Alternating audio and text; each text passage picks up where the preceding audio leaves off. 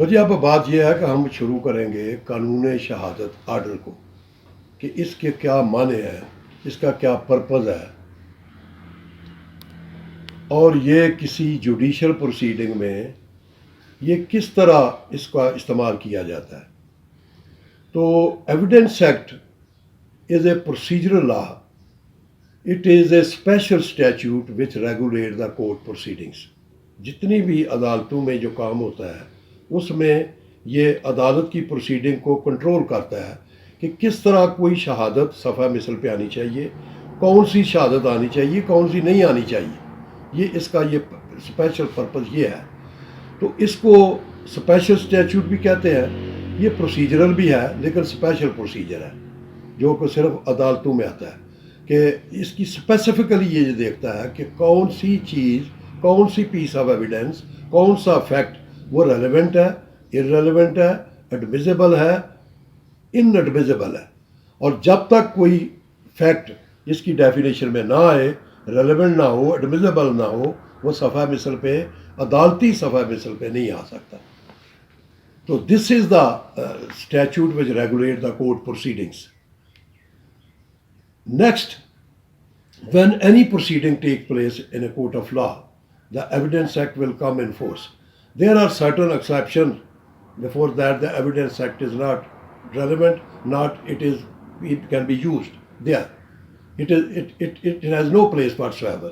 Arbitration हो गई, family law में भी नहीं होती, वो दूसरी होती है, लेकिन रिट में भी काम होता है, वो डॉक्यूमेंट्स होते हैं, एफिडेविट होती है, लेकिन फिर भी स्ट्रिक्टो सेंसो नहीं, इम्प्लाइडली इसकी प्रोविजन अप्लाई होती है।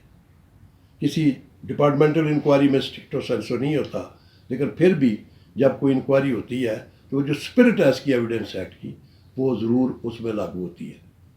ये तो इसकी precise very, it's not exhaustive definition of the evidence act, कानून शहादत आर्डर।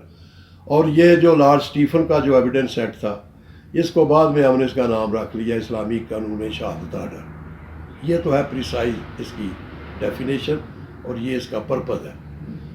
अब इससे आगे ये डील करेगा कि कौन से फैक्ट हैं, वो रेलेवेंट कौन से हैं, इररेलेवेंट कौन से हैं, एडमिसिबल कौन से हैं, फैक्ट क्या है, फैक्ट की डेफिनेशन क्या है, कौन से फैक्ट इन इशू है।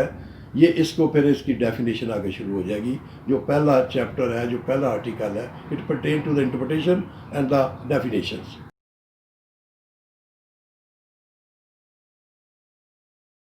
अब इसके बाद कि जो कानून शहादत आर्डर में एविडेंस की डेफिनेशन है वो मैं पढ़ूंगा कि all the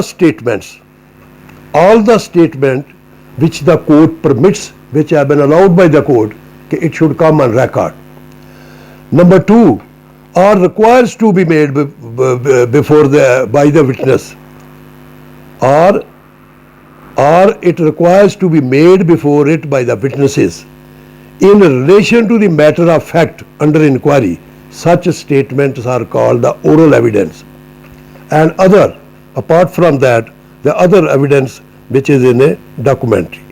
So there is two kind of evidence, which is a oral evidence and other is the documentary evidence. The third is of the circumstantial evidence. So this is not the precise, but this is the tentative definition of the Evidence Act. All the statement which the court permits, which have been allowed by the court that it should come on record, and all other evidence which have been statement made by the witnesses before the court. It may be a documentary evidence, it may be a circumstantial evidence, it may be ocular evidence, it may be a direct evidence, indirect evidence. So all the statement which are permitted to be made by the court. The next thing is very important, because all the proceedings which take place in any court of law, it depends upon the facts. What are the facts?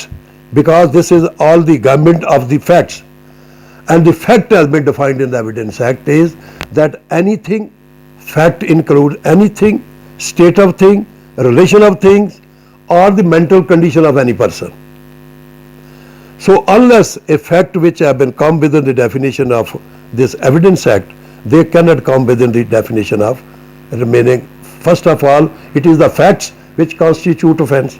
It is the fact which constitute the evidence. So whatever I am saying, it is a fact. And it has to be proved. The other definition is proved, disproved, not proved. So everything, first of all, it is the requirement of the court, which sort of evidence which requires permits by the court. And then it shall the most paramount consideration is that the facts, which thing which comes within the definition of fact, it shall be admissible. So this is the precise thing, the definition. Otherwise there are so many definitions in this article. The document, the proved, not to be proved, exclusive evidence. These are the definitions of the Evidence Act, which is the precise gateway which has to be remembered, that what is the definition. All these definitions have to be taken into consideration at the time of the recording of the evidence.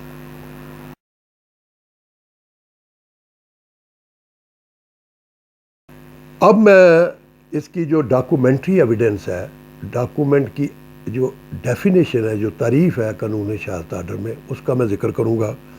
Document means any matter expressed or described upon any substance by means of letters, figures, marks, or by more than one of those means intended to be used or which may be used for the purpose of recording that matter. So this is the definition of the document. It may be a sign on a paper which have been made by pen, any sign. It may be on a substance, it may be on a rock, it may be on a paper, it may be on another leather, it may be on a stone.